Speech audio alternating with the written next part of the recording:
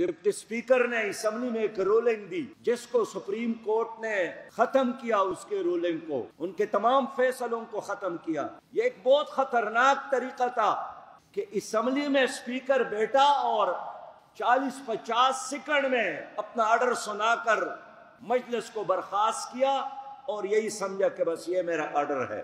ہم نے اس لیے ان کی مخالفت کی کہ پاکستان کا آئین اسلامی آئین ہے، بہتری کی گنجائش موجود ہے، لیکن اس میں اللہ رب العالمین کو حقیقی حاکم تسلیم کیا گیا ہے، قرآن اور سنت کو ماخذ تسلیم کیے گئے ہیں قانون کے لیے۔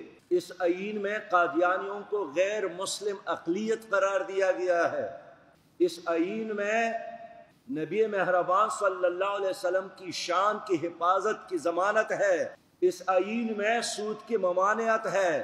اس لیے ہمیں خوف تھا، خطرہ تھا کہ اگر یہی طریقہ بن گیا تو کل کوئی اسپیکر ان تمام دفعات کو ایک ہی لفظ میں ختم کر سکتا ہے اور یہی بہانہ بنائے گا کہ چونکہ میری اکثریت ہے بس میں نے جو کچھ کہا تو ٹھیک۔ یہ تو زمانے کا ہٹلر بن سکتا ہے۔ ہٹلر بھی اسی طرح ہٹلر بنا تھا کہ وہ جو بھی فیصلہ کرتا تھا اسمبلی اس پر آمنا و صدقنا کہتا تھا۔ تو کل سپریم کورٹ نے ایک بہت مناسب فیصلہ دیا۔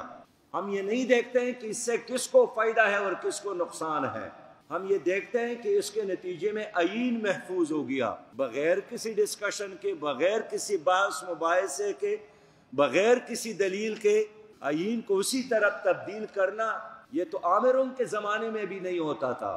یہی وجہ ہے کہ پوری قوم نے سپریم کورٹ کے اس فیصلے کو خوش آئین قرار دیا ہے۔ اب آنے والی حکمرانوں کا امتحان ہے، آنے والے حکمرانوں کو بھی اللہ کی طرف ہم متوجہ کرتے ہیں۔ یہ کوئی ترانہ نہیں ہے۔ عمران خان صاحب آئے تھے تو اس نے 4 سال ایک ہی بات کی کہ پرانی حکومتوں نے گن چوڑا ہے، اب 5 سال میں اس گن کو ختم کرنے میں لگاؤں گا۔ اب نئے حکمران تو نہیں آئے ہیں، لیکن کل سے انہوں نے یہی ترانہ شروع کی ہے کہ پی ٹی آئی کی حکومت نے بہت گن چوڑا ہے، اب ہم اس گن کو صاف کریں گے۔ تمہارا کام بس یہی گن صاف کرنا ہے اور گن میں اضافہ کرنا ہے۔ صاف بات یہ ہے کہ اللہ کا نظام جب تک نہیں آئے گا، چچا حکمران ہو یا بھتیجا حکمران ہو، ماموں حکمران ہو یا بانجا حکمران ہو، باپ حکمران ہو یا بیٹا حکمران ہو،